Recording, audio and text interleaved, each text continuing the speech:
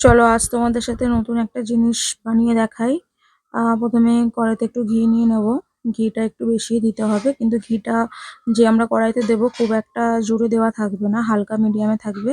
তার মধ্যে দিয়ে দেবো বেসন। বেসনটাকে ভালো করে নাড়াচাড়া করে নিতে হবে, ভালো করে নাড়তে থাকতে হবে যতক্ষণ পর্যন্ত বেসনটার ঘিটা এক না হচ্ছে।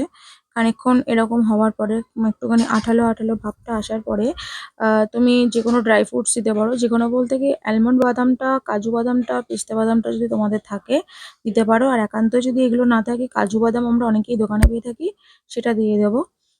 তারপরে দেখো এখানে আমি চিনি গুঁড়ো করে রেখে দিয়েছিলাম। ঠিক চিনি গুঁড়ো করার পরে চিনিটা দেওয়ার পরে এইভাবে নাড়তে চাড়তে হবে যতক্ষণ না চিনি তার জলটা ছাড়ছে।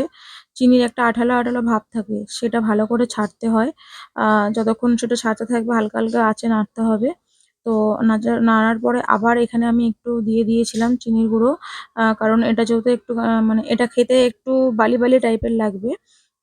এই চিনির গুঁড়োটার জন্যই স্বাদটা আরো বেশি ভালো লাগে। তো লাস্টে এরকম নাড়াচাড়া করানোর পরে এরকম ভাবে দলা দলা করে তোমরা ওপর দিয়ে বাদাম দিয়ে দিতে পারো।